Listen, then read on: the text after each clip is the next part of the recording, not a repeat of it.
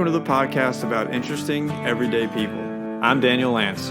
I'm Paul Gilman, and this is Podzo 1. Mohammed Saeed served as an interpreter for the U.S. Army for 7.5 years throughout the Iraq War. Born in Najaf, Iraq, Mohammed moved around the country during his upbringing before eventually following his younger brother's lead in becoming a translator. After his years of service, he was able to leave for the United States in 2012 and became a citizen in 2018. He now happily lives and works as a salesman in Williamsburg, Virginia. Mohammed talks to us about his journey, his perspective on the Sunni and Shi'i religious sects, the Kurdish people, the war, Saddam Hussein, Judo, of which he is a black belt, and other elements of Iraqi culture and history. So here is Mohammed Saeed. Mohammed Saeed, welcome to Podzo 1. Glad to have you on. Thank you very much, and thank you for having me. Thank you so much for taking the time to be here. We're excited to talk to you. It's a pleasure. So, Mohammed, go ahead, Daniel. Okay, Mohammed, you were born in Iraq, right? Yes, sir. Can you tell us a little bit about just growing up, which city you grew up in, and what it was like to grow up there? Yeah, absolutely. I born in a city called Najaf. Najaf is, I would say, like 100 miles south of Iraq, which is the center for the Shi'is. Like, Islam is two sects, like Shi'is and Sunnis. So the center of Shi'is, the leader of all Shi'is in the world, is in Najaf area. And that's where I grew up. However, my father, he wasn't really a religious. So I grew up in a home environment when nobody really pushed the religion idea. I mean, you're going to have to go and get up and go to the mosque. They don't do that. So that's how my environment growing in Najaf. And when I was somewhere between 10 to 12 years, we moved from Najaf to Kirkuk, which is very far north in Iraq, where the Kurdish people there. And that was a good experience. I met a different kind of people. Kurdish people are amazing people. They are like good friends material in them. And I stayed there, I would say, roughly 6-7 years. And then we went back to Babylon. And that's how we started. So Mohammed, there's Najaf on you can see on the screen there. So you were well south of Baghdad growing up, and then you moved up north to where? Kirkuk? To Kirkuk. Yeah, so you were up here. I thought I lost you for a minute when the screen changed. So yeah, sorry, I should have warned you I was doing that. Yeah. So Kirkuk, it's somewhere in the Kurdish area. I would say like 200 miles north of Baghdad. Gotcha. So how old were you when you went to Kirkuk? I would say somewhere around like 12 years old. Man, that's been a long time. I was like 12. I just went to the middle school there. That's where I started in Kirkuk and stayed there for like I would say like 6-7 years roughly. And you have memories of being in Najaf, right? Oh yeah. So tell us what it was like growing up, or at least the first 12 years in Najaf. I mean, as a kid, I don't really get in touch with the society in general. I mean, I'm still with my own small society, friends, school, and home environment. But it was really fine. I mean, we have our childhood games. We make our own toys and play with it. Mostly soccer out there. I always noticed at that time I want to grow up and be some kind of athlete and do some different, And at that time, I never really had that much chances. I'm still young. So by the time I reached the age of being more active, more open to people, we moved from Najaf. So we went to Kirkuk. And that's where was, I would say like somewhere in the 90s, where there is a huge impact, I think 90 or 91, when there is the first Kuwait war happened.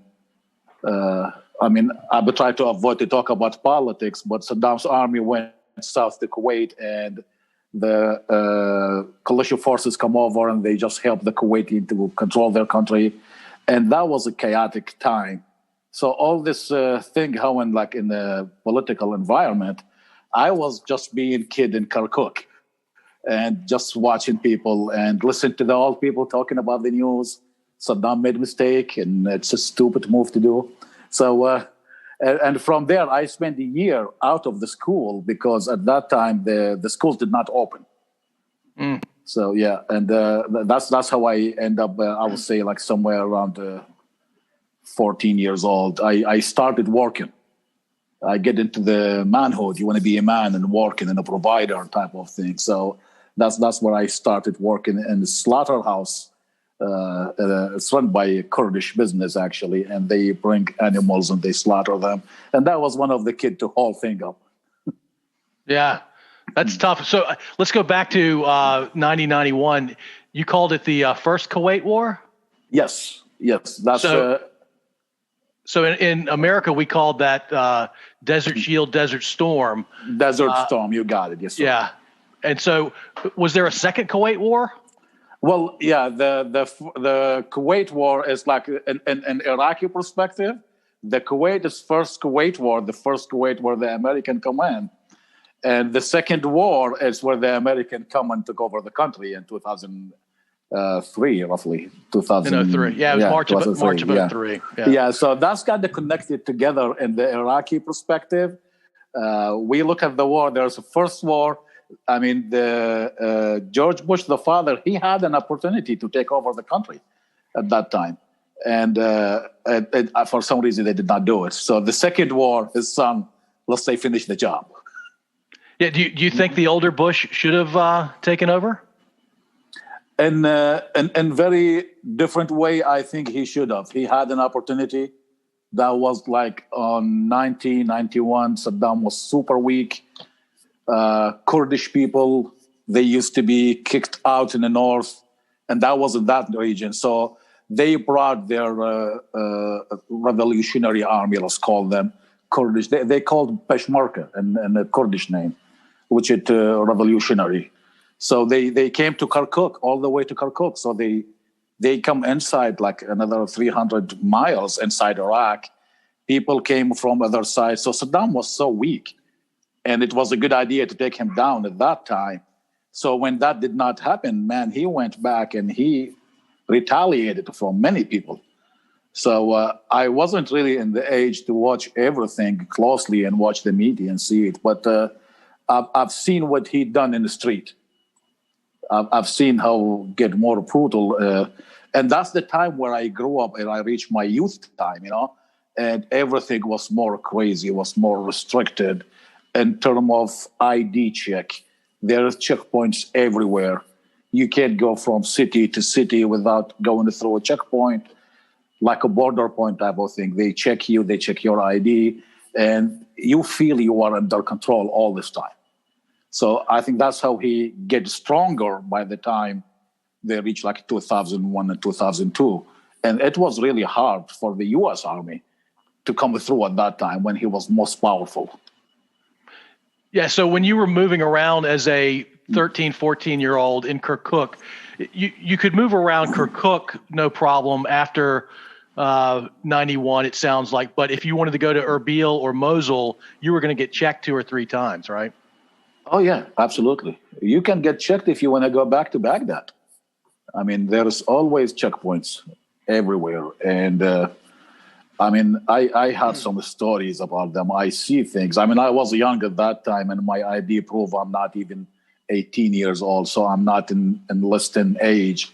And that's what they're looking for. They want to make sure everybody's going to the military. If not, they consider you AWOL before even you get enlisted. Wow. So you've referenced stories. Tell us a story or two from your teenage years. I was a kid, and I was in the bus coming back from Kirkuk to Baghdad. And the trip was to switch buses in Baghdad and go back to Najaf and visit our old relatives and stuff. My grandma was there, actually, God bless her soul. So in my way from Kirkuk to Baghdad, there is a checkpoint and they suspected some wanted name. Now, remember, in Iraq and Kurdish environment as well, people just take a pride of their name and they just rename them. So you will get many people got the same name. And the technology also is not present at that time. So nobody have a picture or anything. They just needed a name. And there was one Kurdish young man. His name matched another name in a wanted list. And they just drag him out like he's been a terrorist at that time. They drag him down. I mean, I saw them by the time they took him from the bus. I'm sitting in the back. I can see it from the window. They drag him on the ground to the other side, and nobody even talking to him. They just attacking this guy. Basically, they beating him, kicking him for no reason. Later on, now the bus driver, he went forward and he pulled over. He want to see, should he move? Should he wait? He don't know what to do. Like, he's got a passenger out there. And I will say 30 minutes later, the guy came back. He's like, his face bloody and his clothes tearing apart. And he get into the bus and everybody asked him, what's up? He was like, well, it was a mistake. They wanted somebody else. I was like, thank God, let's go. And now everybody get left. So that's one thing you see it when you are 13, 14 years old. And your first thing come to the kid mind at that time, like, wow, that's one day will be me when I reach his age. Yeah, it seems like a government that was creating to or enabling a culture where that sort of violence was normal. Oh yeah, it was normal. It was normal when you see it, and I was there when I see it when I was a kid. I think that's how it works everywhere, and that's how other countries do this. And by the time we grow up and we start to gain more knowledge, talking to more people, reading more books, we figure out. And I say we, me and my friends and people when I was in the college years, we start talking and we figure out that's something wrong going on here. Yeah, it's not, as you know now, since you've lived in this country for 8 years, you know it's not like that everywhere. Oh, absolutely. I know it's wrong when I was there. So, Mohammed, did you notice anything specifically about, like, were the Kurds treated differently at all, or was this really everybody in Iraq? I would say generally everybody. Everybody would agree that's everybody been treated unfairly. But Kurdish people, they reach the media now. Everybody know, all the world know about them. So yes, they treated unfairly. They lost their place. He did a huge displacement. When I say he, I'm referring to Saddam. A huge displacement for Kurdish people to be kicked out of their places, and he took over their lands, their properties, and just give it away. And that's the problem there.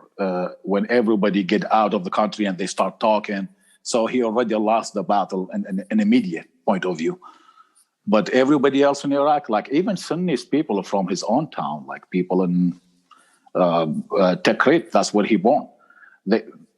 They might appear they've been having special treatment, but they also suffer in their own problem. Like, for instance, his tribe is stronger. His cousin, immediate family members run the town. So everybody else, they have no chances but listen. Do you think that most of the people in the country didn't like him at the time, in the 90s as he was gaining power? And but they were just quiet about it or were afraid? Nobody liked him. They didn't even like him right now. I mean, even with the huge failure, if you watch the news lately and you see the Iraq as a country is collapsing economically, even on the social level, there are so many militias and people with weapons all over the place. But people still who've been during Saddam's regime, who lived there, they still believe whatever we go through, it's way better than Saddam's days. Yeah, he was a brutal dictator, right? He was.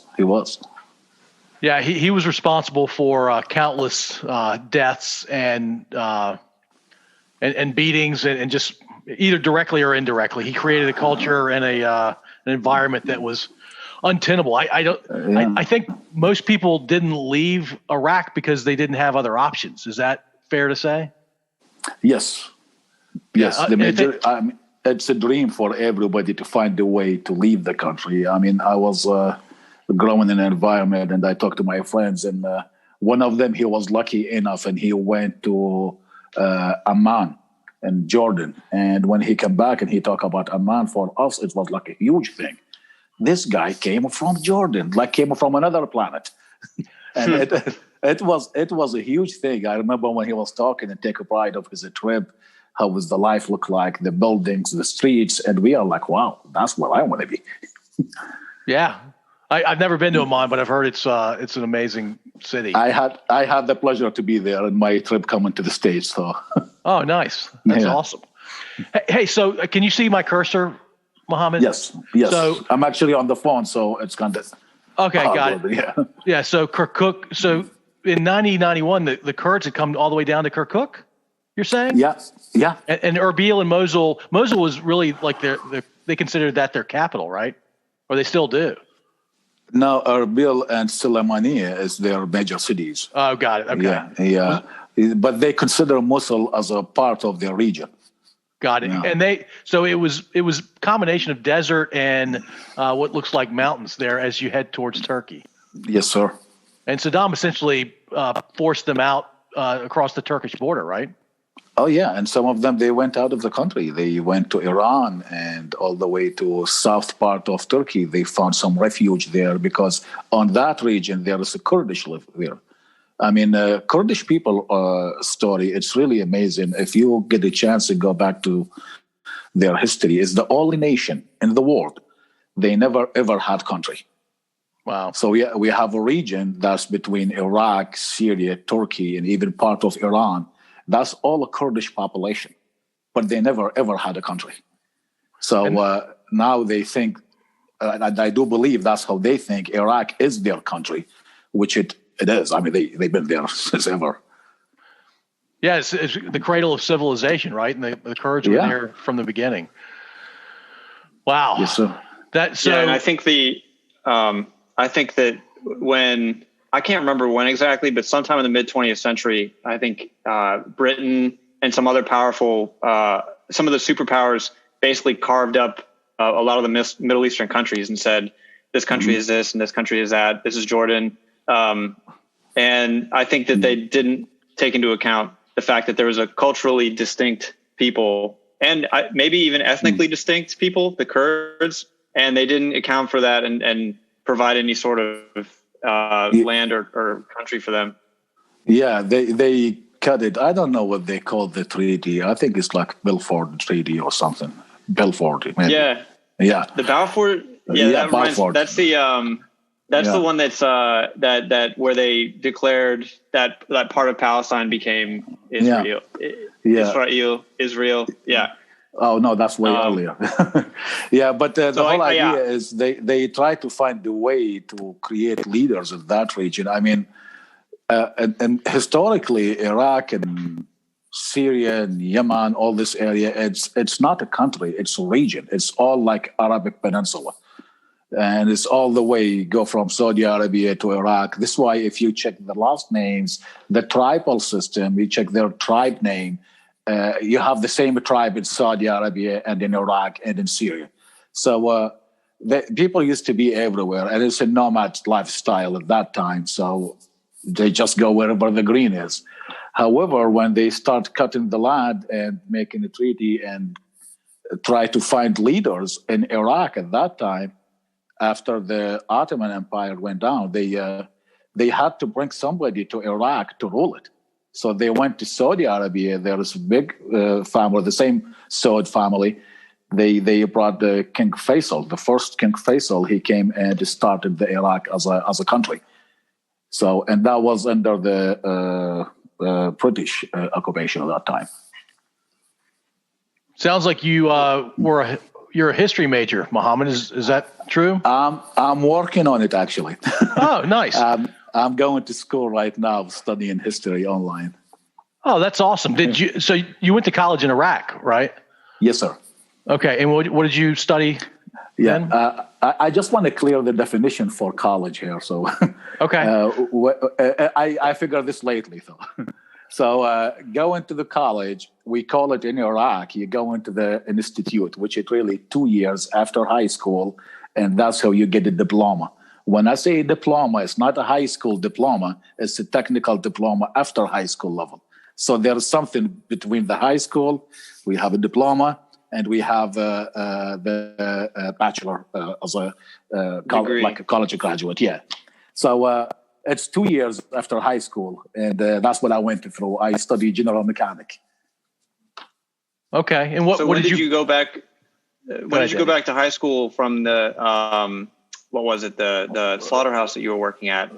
Yeah. So I went back to Najaf to live with my grandma for a while, and I missed a school year. I was in like last year in the middle of school at that time, and then we regrouped and just managed to be in a high school there, and then we all moved to Babylon, and that's where it's a small town. If you can find it on the map, it's Alexandria, and that's where I went to the high school there. Okay, I'll look up Alexandria. Yeah, it's like 50 miles south of Baghdad. Is it like in Egypt they call it Al-Iskandariya? Is it the same pronunciation? Yeah, Al-Iskandariya. Yeah. Oh, very cool. I didn't know there was one in Iraq. There's one everywhere, my friend. I mean, he was busy at that time. Alexander the Great. Yes, he got around. No question. So you're learning, you're getting a degree in history online? Yes. Is there a focus of the history, or is it more international? I recently switched to the history for concentration on Middle East. Okay. Yeah. Yeah, so we're talking to the right guy. Absolutely. No, I'm not that qualified to talk about the history. I'm going to tell you what I know. And if I'm wrong, a disclaimer, I apologize in advance. You are from Iraq and you are studying Middle East history, so you have Daniel and me beat. No question. Absolutely. Yeah, so, it's fascinating to hear about the the difference between the tribal, the way that the people would be nomadic and tribal, and then suddenly having to start acting like countries and nations, like the Western world. Yeah. So in March 2003, where were you, Mohammed? March 2003? Yeah. I was in Alexandria, actually. Yeah. Really? Yeah. So when the invasion came, you were in, I would say Alexandria. I can't say it the way you're saying it. Yeah, Alexandria. I'm sorry. No, you're fine. I would love to say it the way you're saying it. Yeah. So you were there when the U.S. invaded? Yes, sir. So tell us what that experience was like. Did you know it was coming? Did it surprise you? And what the first few days were like during the invasion? I would say subconsciously, many people think that the U.S. Army is not going to advance because of the previous experience in the Kuwait War, the Desert Storm. Just to your point, people thought it's going to be like one push to Basra maybe, and it's going to stop there. So till the moment they moved by my house, I see the troops going through. We still don't believe they are here. I mean, we still have the doubt there is a big chance they might come up to deal with Saddam. So maybe they create some kind of a treaty or something and they back up. So people don't really feel it's the end yet. Yeah, and Basra is all the way, you can see my cursor, I think. Yeah. Yeah, it's way to the southeast part of Iraq. Mm-hmm. Yeah. Wow. And that's basically the land way for them to come from Kuwait to Basra and just go across. And it was really easy war for the U.S. Army at that time. Yeah, and they came up what is considered, I guess you would call that Route 1? I don't know which one you're signing on, but that's basically the main street connecting all the South province to Baghdad. Yeah. Gotcha. And then you were over here to the west of Route 1, but it sounds like the troops kind of fanned out and went all over the place on the way to Baghdad. Oh, I watched them coming by. And I was terrified. Were they coming by in tanks or were they coming by in Jeeps? Well, later on, I found out they called them Humvees. Yeah, nice. Yes, you have quite a bit of experience with Humvees. Yeah, at that time, we called them Jeep for real. Yeah. What made you terrified when you saw them going by? So, I told you our experience with the military enforcement, and they always force checkpoints, all this stuff. So dealing with the military is not my favorite thing at all. At that time, I was walking from Alexandria to area called Musayab. Musayab, it's like another 20 miles. So we kind of stuck in Musayab area, and nobody want to pick us up. The U.S. Army come in, and that's the chaos. So I was there out of my town when things happen. Now I have to walk all the way to Alexandria. And as I'm walking, I saw the troop coming by. And as they are just first time they touch the ground, it's a lot for them. So they had to point their weapons, make sure they are safe. And that's first time in my life I raised my hand this way. I raised my hand and everybody else just to show them we don't have weapons, and they just pass by. They are on their tanks and Humvees. We didn't really interact with them. And you were in your early 20s then? Well, I born in 1977. Till that time, I will say like late 20s. Yeah, mid to late 20s. Wow. So you ended up being in Baghdad about a year later, right? Roughly a year later? Yeah, same year actually.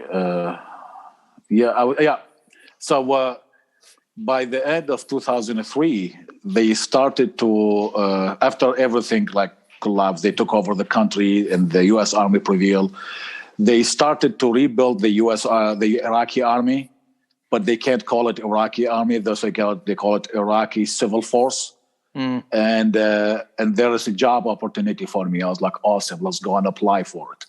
So I went back to their big place. There is a area in Musayab. I don't remember what they call the camp there.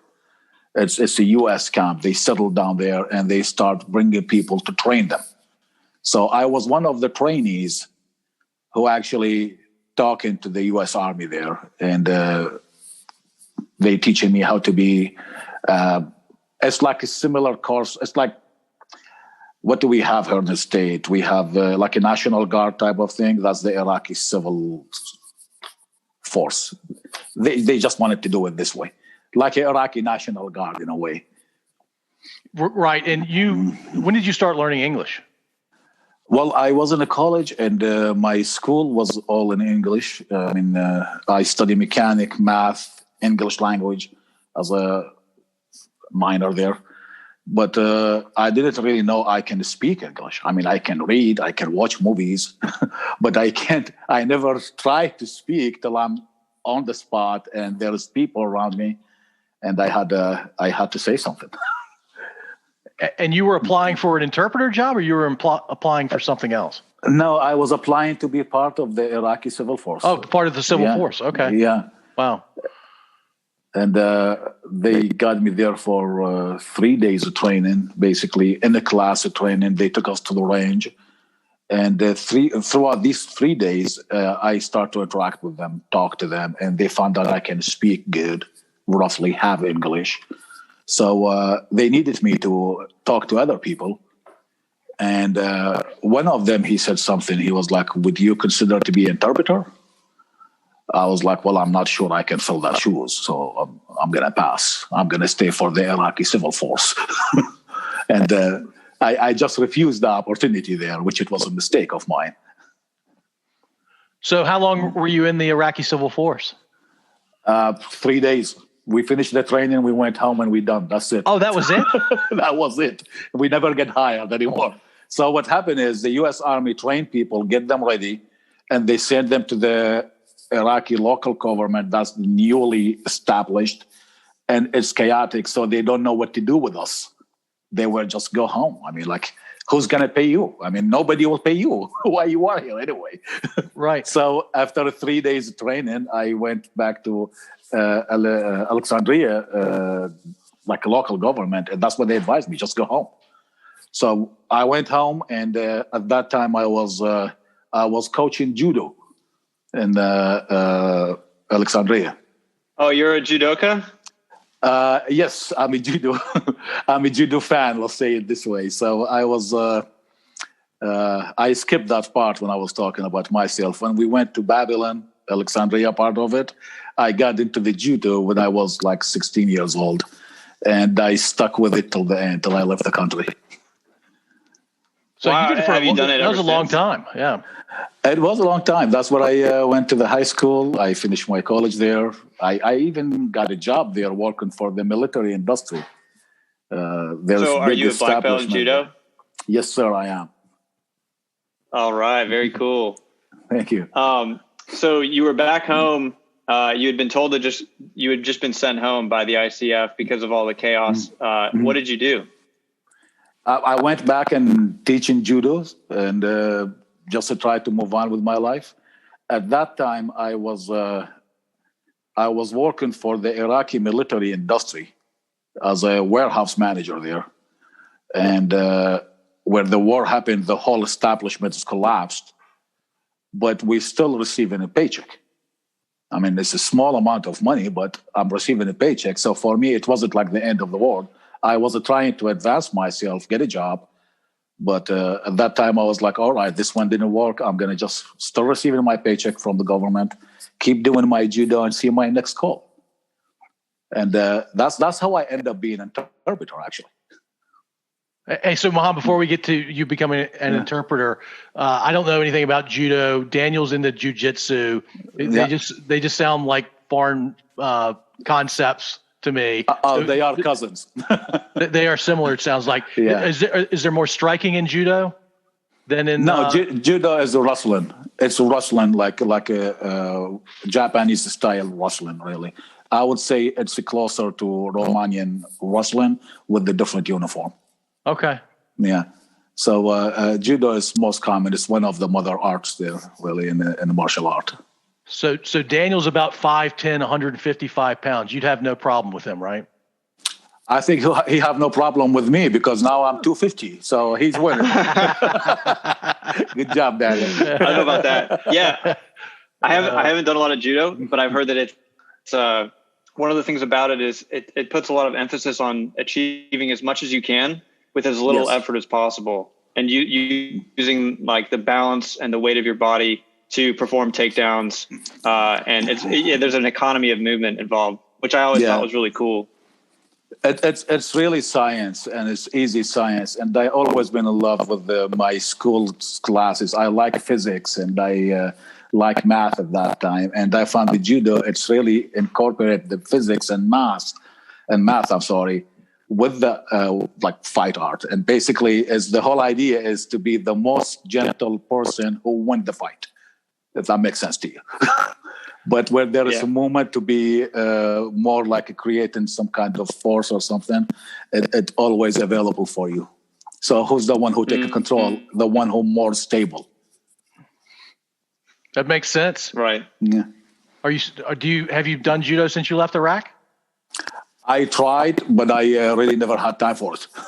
Yeah. So I tried. I met a group here in Williamsburg, and awesome people. They are all judo experts.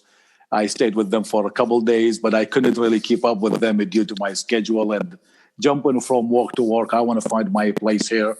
So I gave the priority to get a real job. No, I understand. It's a choice everybody has to make. Cool. So tell us how you became an interpreter. So my younger brother, actually, his name Mohsen. He's amazing, man. He listened to that advice when somebody told us you can be a translator. So he went to the green zone. It was open door. Anybody can go to the green zone, by the way, at that time, as they just established it. And he walks in. He found the company called Titan and passed the test. They hired him on the spot. And he did the job for a couple months. And one of his days off, he come over home and he was like, man, I've been there. I know what you can do. It's time for you just to step up and move forward with it. So I give it to him. If it's not for Mohsen, I would never step that step and be translator. So I went with him. I went to Titan. I passed the test. And apparently, based on their standards, they found out I have a good score in the test, but I can't talk to people. So they were like, you will be more suitable for an office job. So they tried to find an office job, something you can write and read. They couldn't find it. They sent me to a place in Baghdad, Dora, the Falcon there, the FOB name. Yeah, right FOB there. Falcon, yeah. So at that place I stayed for a couple months. And then one day I was in the green zone to sign up my timesheet. And somebody showed up and he was like, would you like to work with us? We do have a place for you to do an office job and all stuff. I was like, oh yeah, absolutely. So I worked with them for a couple of months, and later on I've been recruited to go to Fallujah. And then what is the green zone for those of us that weren't there?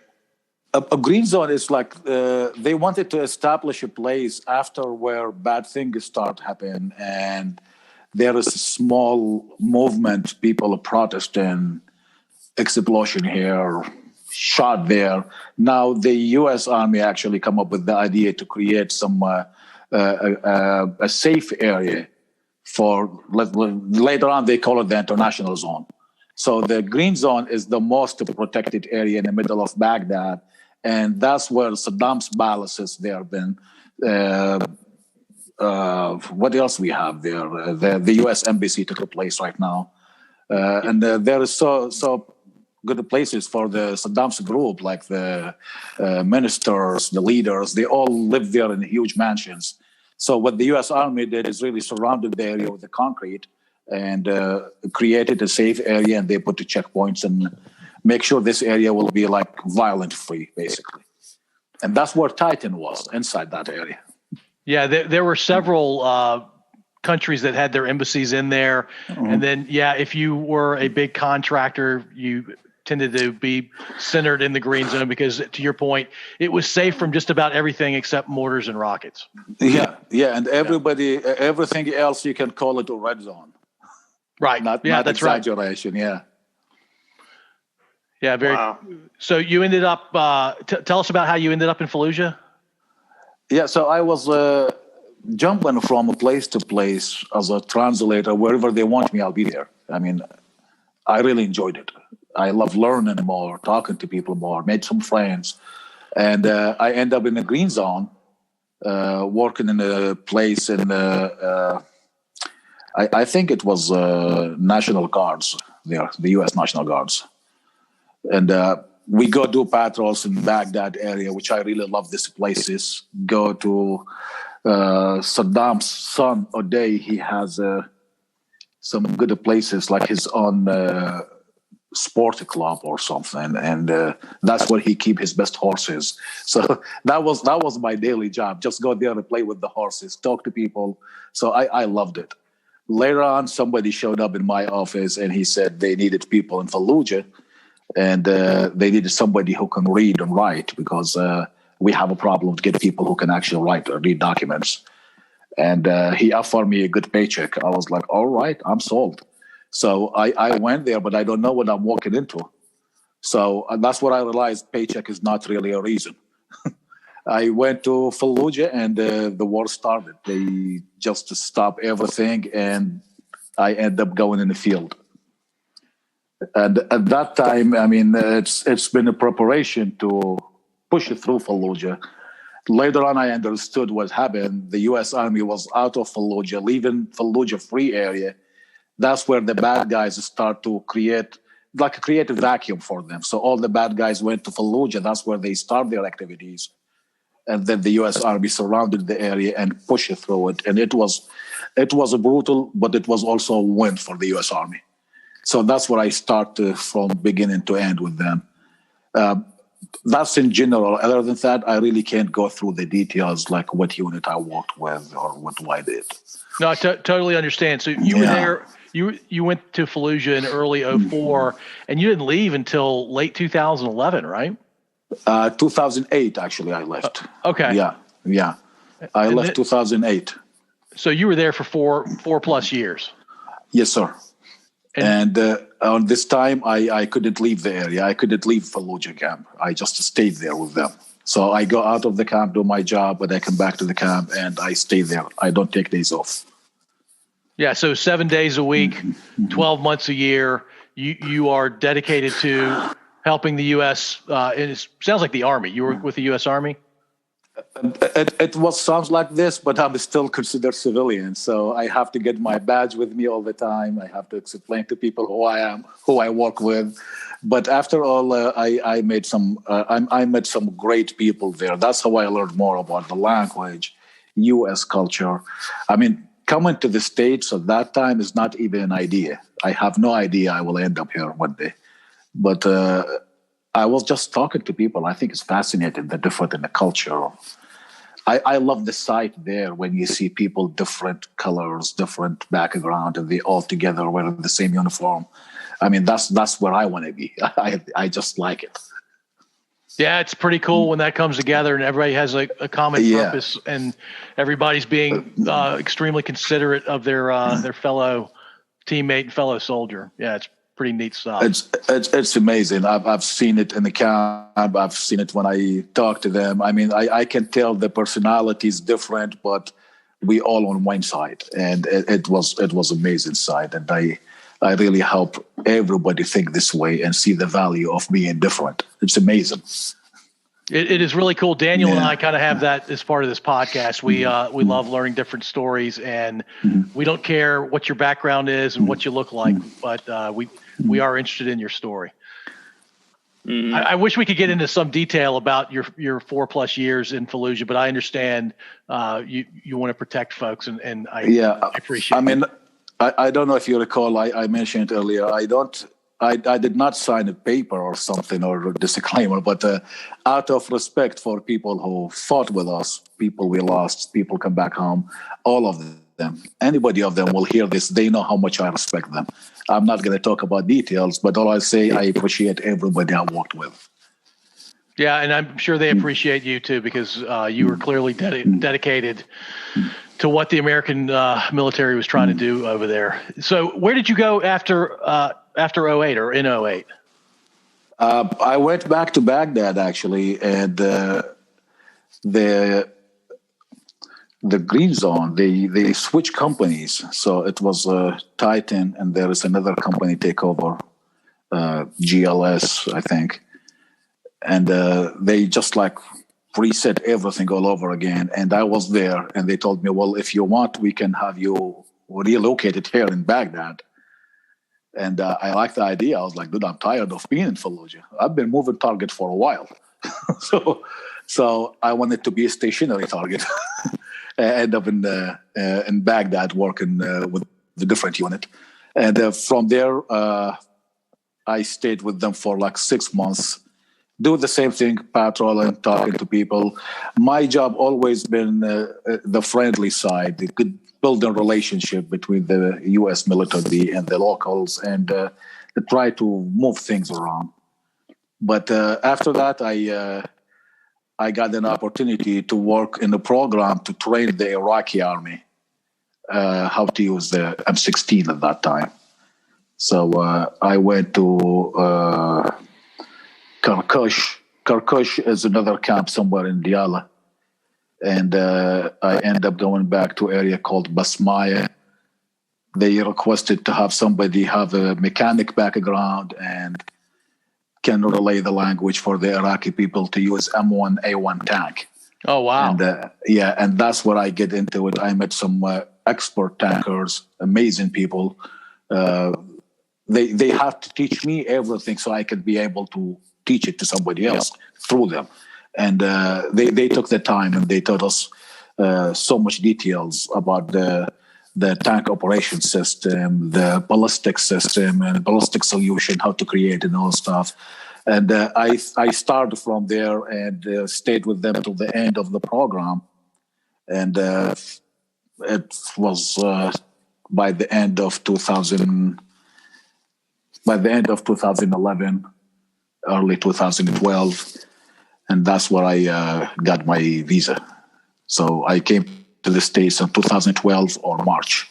So I finished my job with them. I think I took a couple of months to break, and I just come to the States. When did you start thinking about coming to the States? In 2010, I was in Basmaya camp where we do this training program.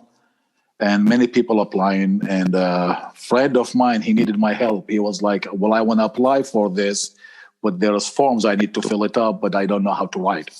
So I helped him. I write everything for him, and we applied for him. And he got the case number and everything. And as we talking about it, he convinced me to apply for it. And at that time, I wasn't really thinking to come over and start. I was having this dark thought about being old, being tired. I just want to finish my job and get this over with. And he convinced me to apply. He was like, if you didn't like it, just leave it. So I applied, and things went too fast. And I got my visa before him.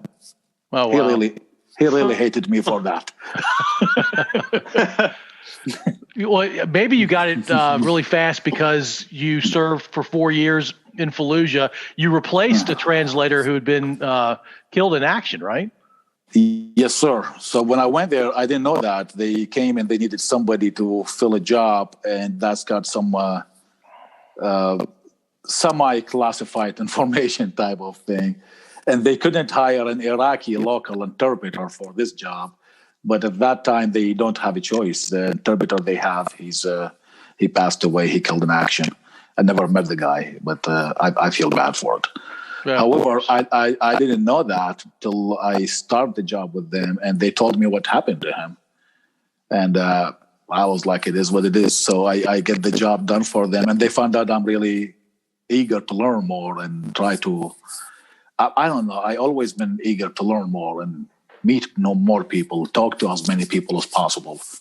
And that's how I end up staying with them. The idea was just to work with them for a while till they find the right replacement. And from there, I just moved on with it. I mean, you are in a war zone and you have a team, and by the time you are part of this team and they trust me enough, just like as much as I trust them, at this point is more than paycheck. It's more than I just want to get a job or I just want to leave and go to safer place. It's you reach this point subconsciously. It's time we either make it together or die together. And we lost some good people, and I'm happy for everybody made it. Yeah, without sharing which units were there in Fallujah with you, how many different units came through there? Because deployments for the U.S. Army tend not to be more than 12, 13 months. You must have seen 4 or 5 units come through there at least. Yeah, I mean, I was working with the unit that's detached with the other Marines unit. So I was working for an Army unit that's detached with the other Marines unit. And we basically worked with everybody. Whoever needed our service, we just go there and support them. Gotcha. One of my favorite friends in the war, his name Justin Addison, he was actually the one who took good care of me during the war. He always keep me behind him. He always been a protective, make sure I'm being protected. And he know I'm civilian, I'm not trained, and he also know I'm willing to be trained. So we went together. We've been attacked together. We've seen a lot. And by the end of the trip, when I came to the States, he was the first one I called. And this way I came to Williamsburg to visit him. And I just came here and I never left. He's actually my neighbor. That's awesome. He's actually my neighbor, and I meet him every week, every day, whenever we have a chance. That's amazing. I think Daniel's thinking the same thing I'm thinking. We'd love to talk to Justin on this podcast. Absolutely. Yeah, I'm sure he might be able to tell you more than I tell you about Fallujah. I'm sorry. No, it's okay. No. Yeah, he knows what he can and can't talk about for no question. Yeah. Go ahead, Daniel. Just without going into detail about the specifics, just for someone who doesn't understand the role of a translator or an interpreter, were you mostly dealing with like interpreting documents or radio things, or did you actually go to meetings between people and kind of do the translation live? It's a combination of all what you explained. We started go out as a unit. We walk in the city and we talk to people. We have something in our mind. We want to create friends. We want to introduce people to what we do in there, and that's led to meet the right people, the leaders, and then we end up having meetings one-on-one with them. Sometimes documents as we try to help the Iraqi army established. We help the Iraqi police to be established at that time. So even some police experts from the States showed up there to train them. And we always around this environment to try to basically, we are the only communication channel. You have all the technology, but you don't speak the language. And the majority of Iraqi people, they don't speak the language. So the only way to go through it is by having another human being with you. And if we do the job long enough, you reach the point when you know exactly what's your team want to say or what they want to hear, and your job to be as accurate.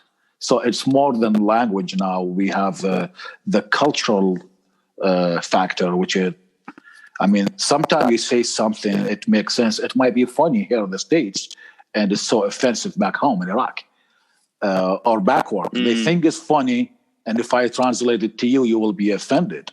So I always translate, and I tell them that was a joke. Or I translate, I was like, man, he's trying to step on your nerve, and he said this and that.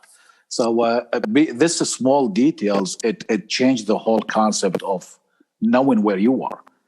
So take any person and... Man, I'm not sorry, go ahead. I was just going to say it must be like priceless to have somebody like that when you're in a country with the language you don't speak, with a culture that you're unfamiliar with.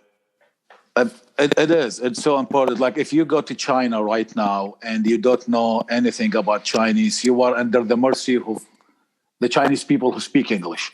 But if you are somewhere and nobody in that town speaks English, you will be lost. You are by yourself. I mean, you are in the middle of big town, but you don't know anyone. So it's good to have somebody. It's really imperative. I don't know how to explain it to you. Having someone know the environment, the culture, know what people mean. You can read between the lines and explain it as good as you can. Yeah, that nuance is important. Sorry, Daniel, go ahead. Mm-hmm. I was just going to ask if do you think that was recognized by the U.S. Army, or in getting your visa? Do you think that you were appreciated for that role that you played? Yes, I do believe so. Just the fact they opened the whole program, they call it a special immigrant visa for people who work for the U.S. Army faithfully in Iraq and Afghanistan. You can check it online. I mean, I think it's still open now. If somebody work with the good record and you can prove it with the documents, you have a chance to get the visa and come to the States and start over. So I think that's great, the fact they think about safety. We worked for the U.S. Army. Now in Iraq, the Iraqi people, now they divided. Some people, they think that's amazing. This guy educated and he speaks 2 languages. Other people, they hated this guy. He sold his country and now he's a traitor, worked for the enemy. And you are in the middle. You have to figure out. So if you listen to either of them, you lose. You have to listen to your own inner dialogue. You know you're doing the right thing, you go keep doing it. And if you reach the point and you doubt, I mean, like millions of Iraqi people, they think I'm wrong by working for the U.S. Army. But I think that's where the biggest challenge really placed. It's like, should you keep doing what you're doing, or you quit because people don't like it? So I just decided to listen to my inner voice. I do believe I'm doing the right thing. In fact, I saved I helped save many Iraqi people as much as I helped the U.S. Army understand what they're saying, because knowing what their intention, it will really help you deal with them. Honestly, it's hard to imagine, enhancing communication and being a bridge across culture and language as ever being a bad thing or being wrong. Yeah, it's also a different culture. I mean, there's many factors: the culture, the region, different religion. Like some people think about it like, oh, you leave the Islam and now you work for Christian people. I was like, oh, come on, I'm gonna make my own decision no matter what. And that's how things start to progress, and people get polarized. And I mean, now if you listen to the news in Iraq and Iran, this Shiis, Sunnis is getting crazier than before. And now Shiis, between them, they have problems. And that's all going to the fact people always take the common thought and they just listen to it. There is always somebody thinking for you. Yeah. Yeah, whether society or elderly, tribe leader, religion leader, and there's always somebody do the thinking for you, and you have just to follow. And that's my problem with it. So that's one of the things I've always been critique about is why we have to listen to someone, no matter what. I mean, I listen to your advice, but I don't listen to your thoughts. I'm not going to allow you to think for me, and that's the difference here.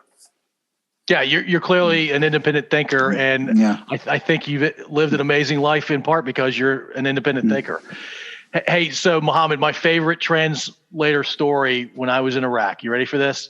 Yeah, sure. The President Talabani, who was the president of the, whether you call it the Kurdish region or Kurdistan. Yeah, he was a Kurdish leader. Yes, sir.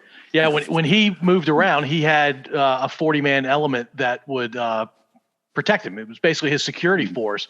And he would come to where, in the general vicinity of where I was, and I was responsible for security in general terms. And I got to meet the major that was in charge of that security unit, and he did not speak English. He also did not speak Arabic.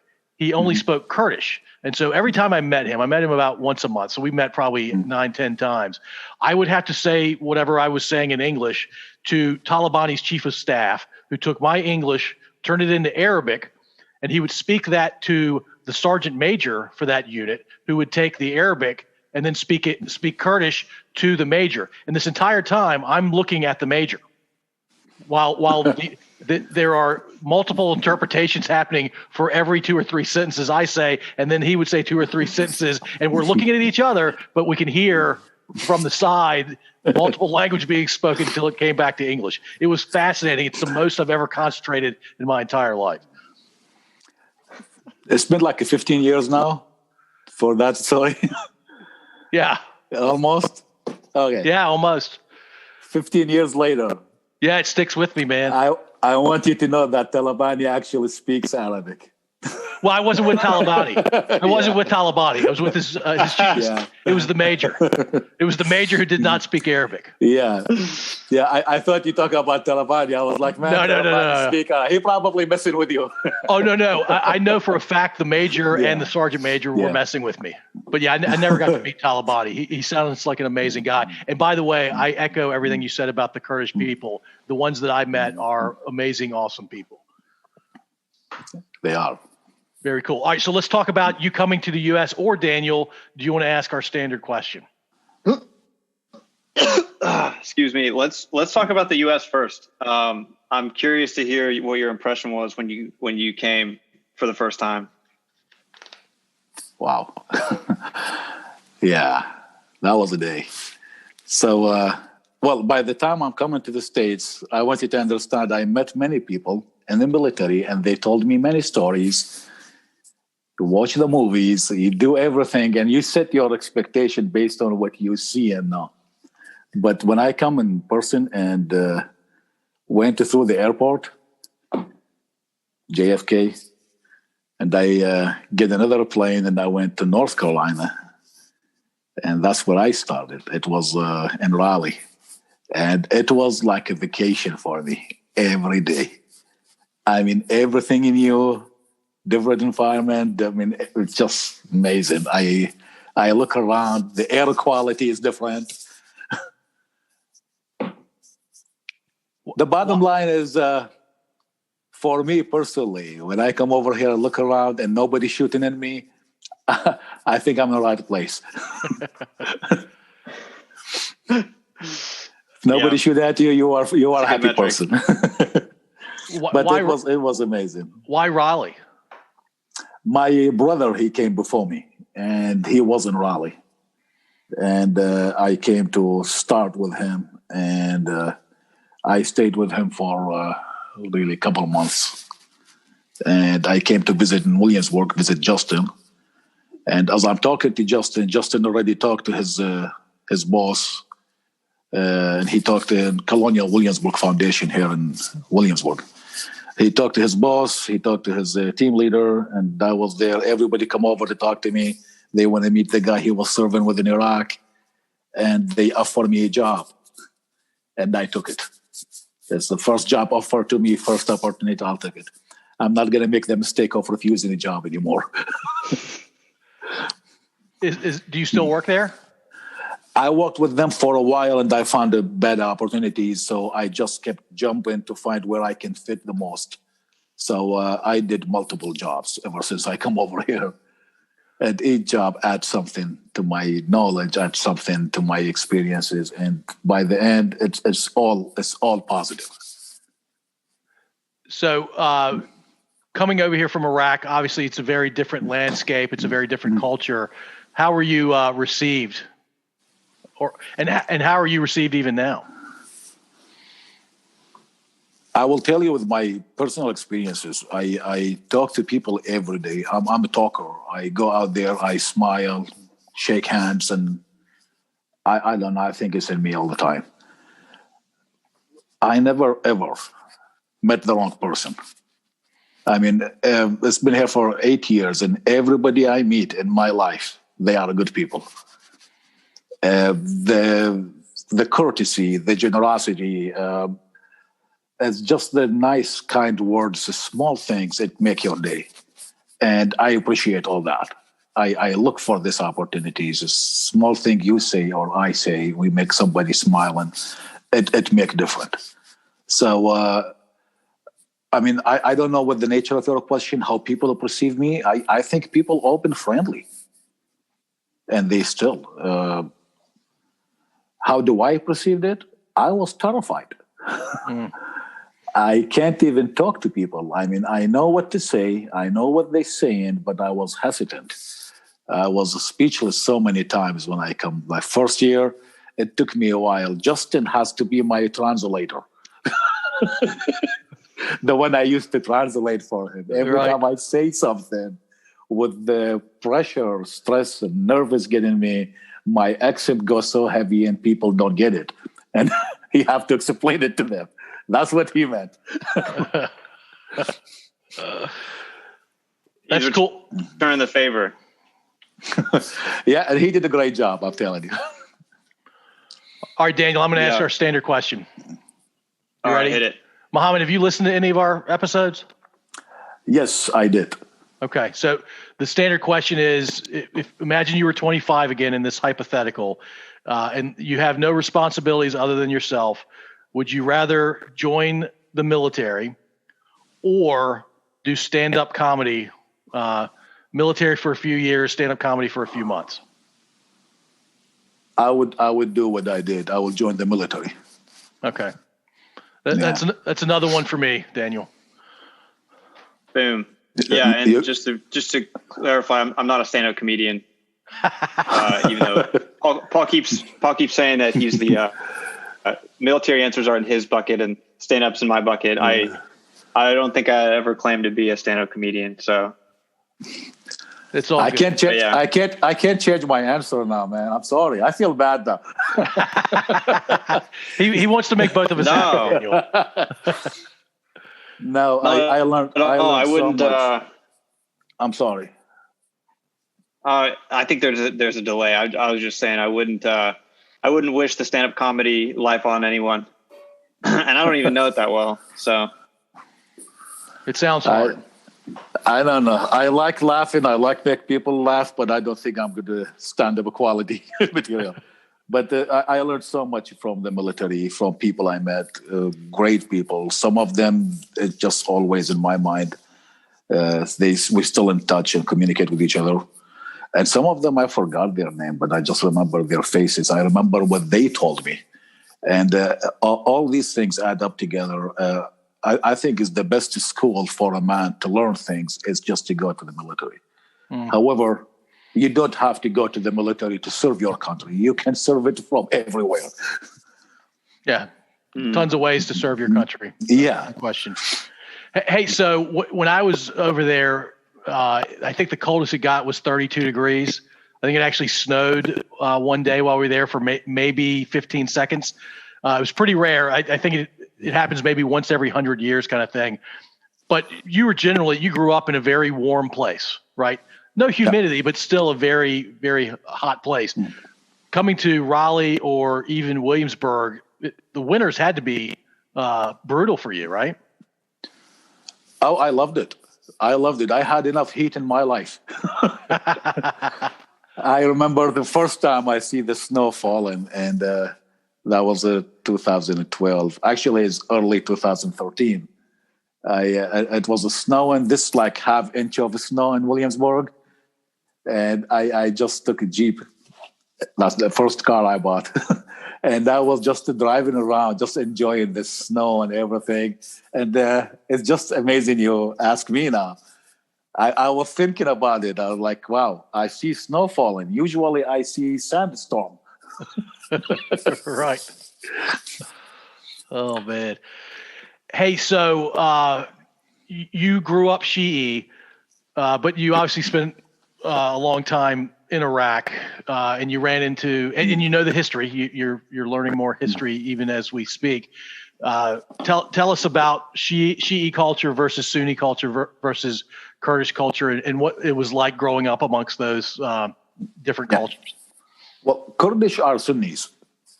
Kurdish is part of the Sunnis. I mean, as a Kurdish, that's a nationality.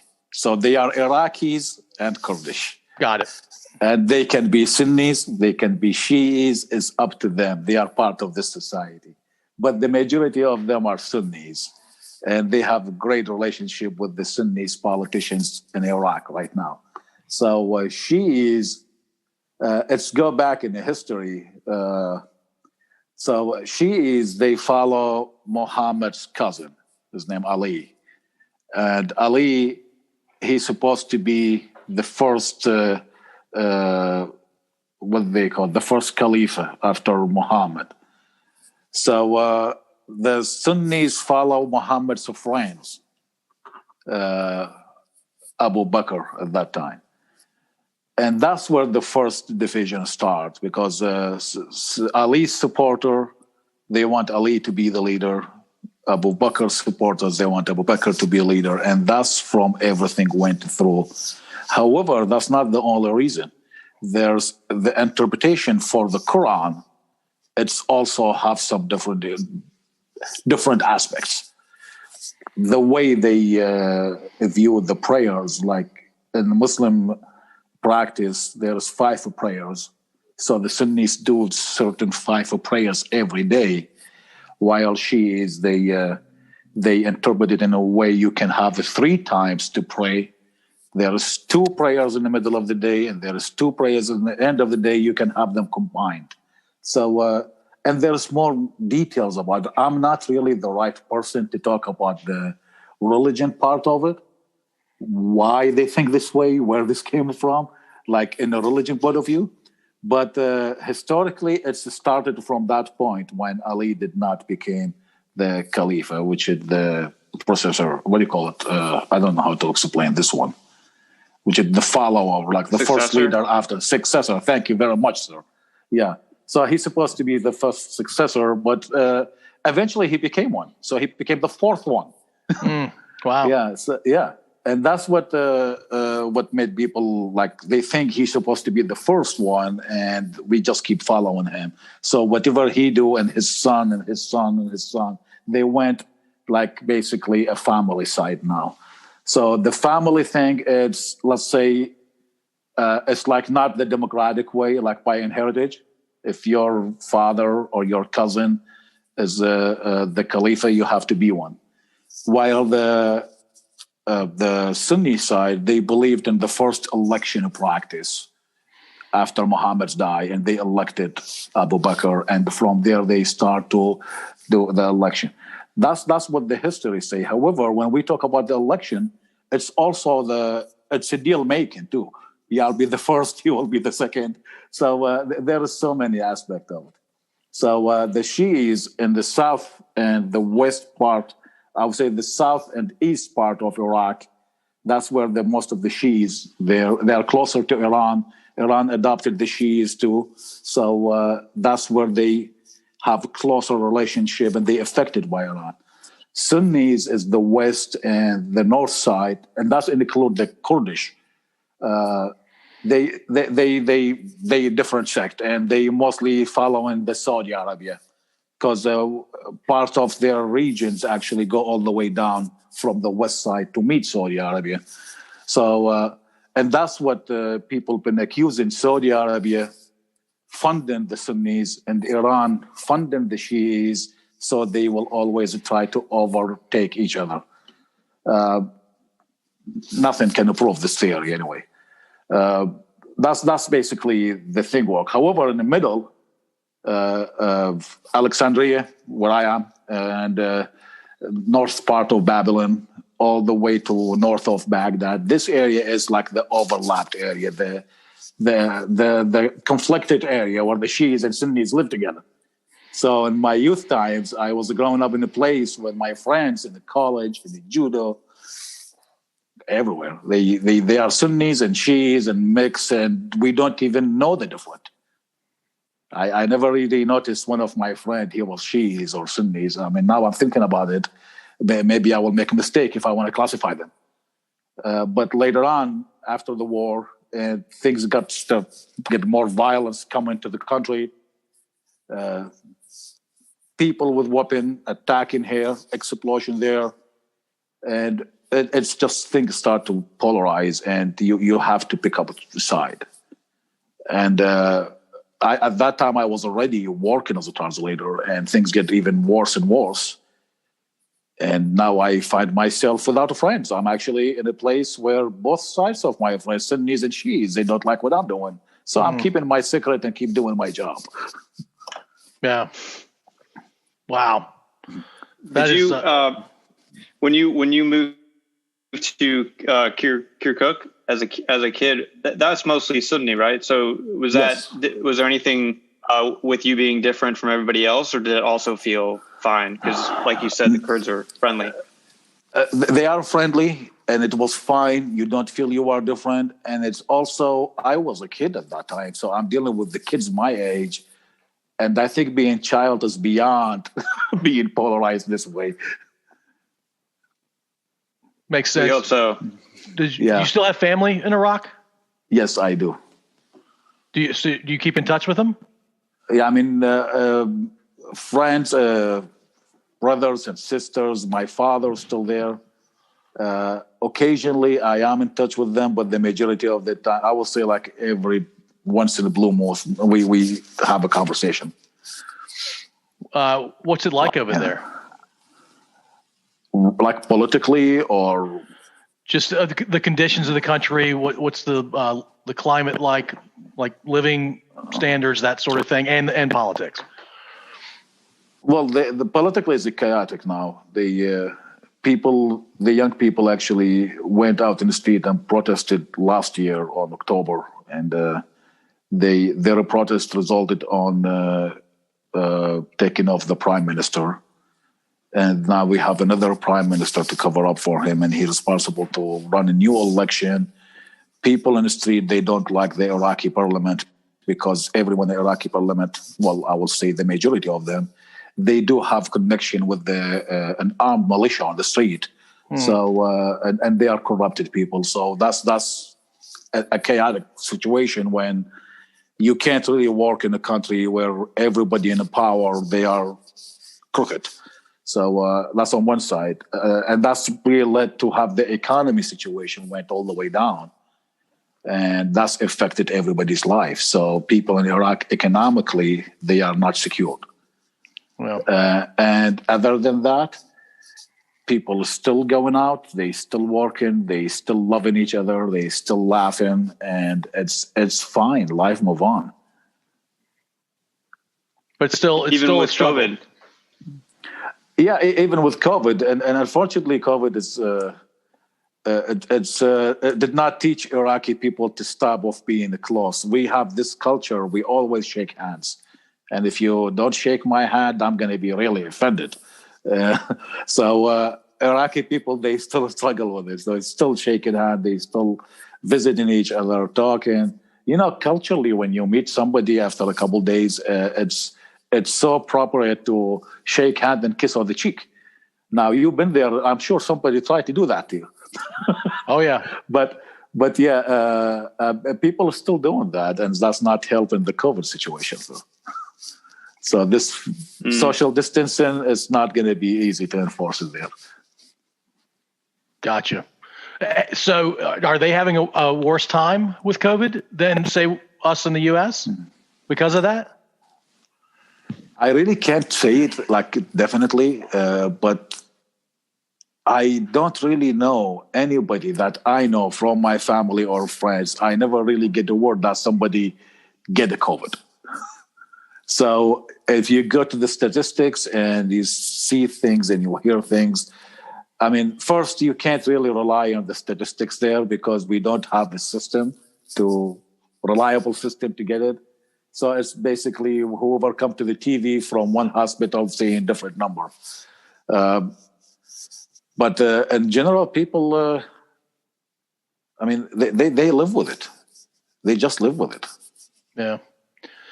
So Mohammed, we were talking, I guess, a few weeks ago about coming on our podcast, and you had mentioned that you are engaged to be married. Is that still true? Yes, we're working on it. Yes, sir. Do you have a date? No, that's what I'm working on. No, we have. I met Teresa on 2012. Actually, the first year I came to this country, and ever since we are together. And the kids, that's awesome. It was. I don't know. It's a weird situation.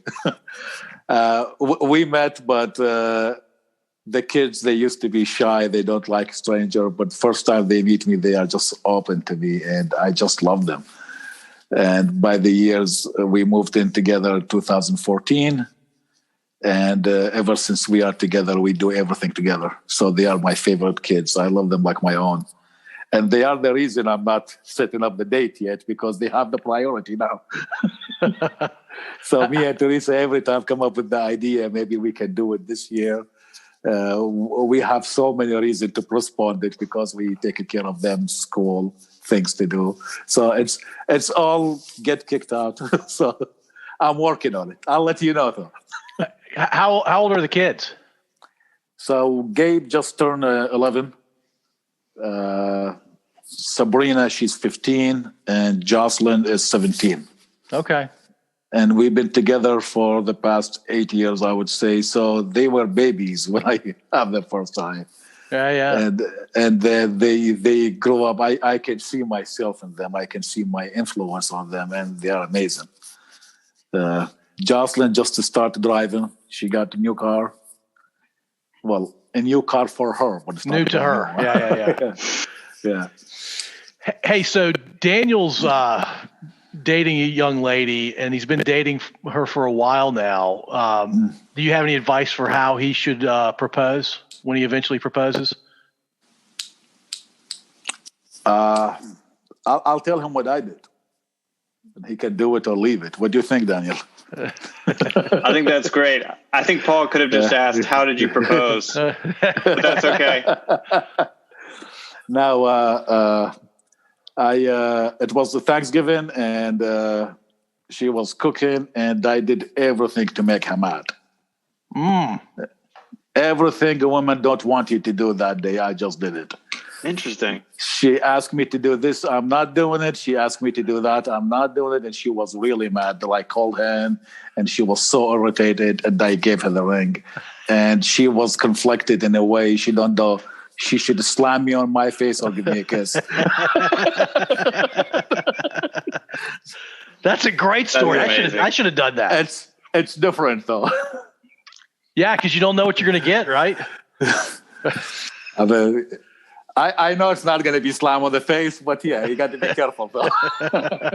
Did she say yes right away? Yes. Okay. She said yes. She got the ring, and ever since we are blessed. That's awesome. When I asked Congratulations. when I asked Thank my you. wife, Mohammed, she just started laughing because she laughs when she gets nervous, and Oh, yeah. She laughed for what felt like, I don't know, 5 minutes. It was probably more like 10 seconds.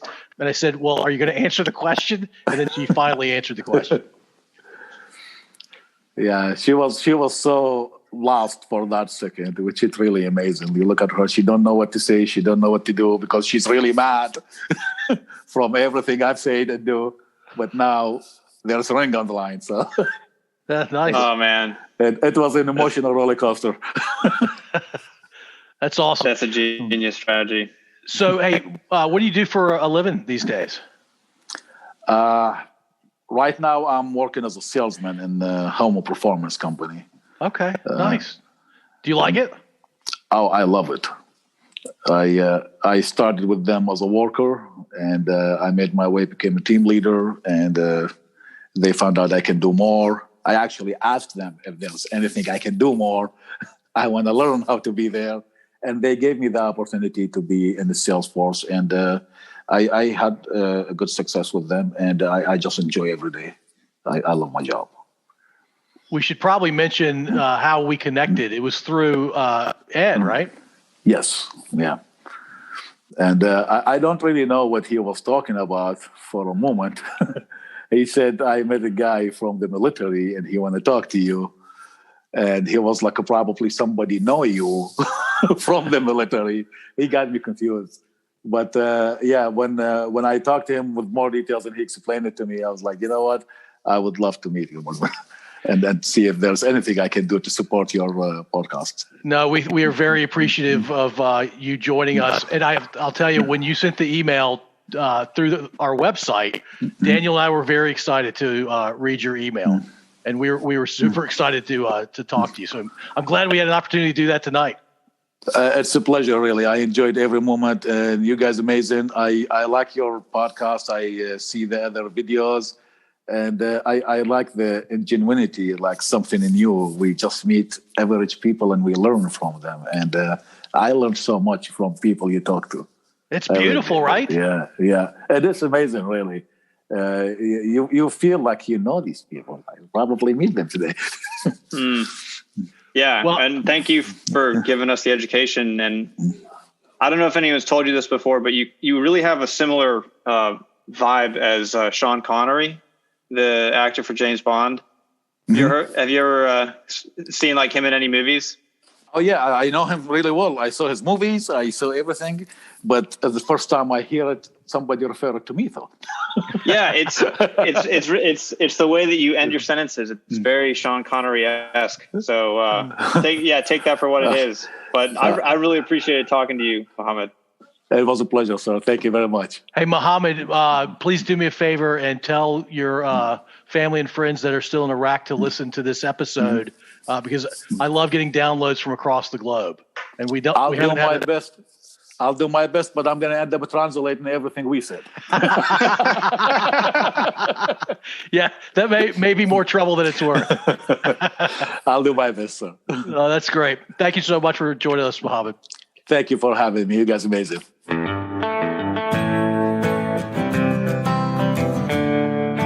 If you enjoyed this episode, feel free to subscribe through whichever app you're using.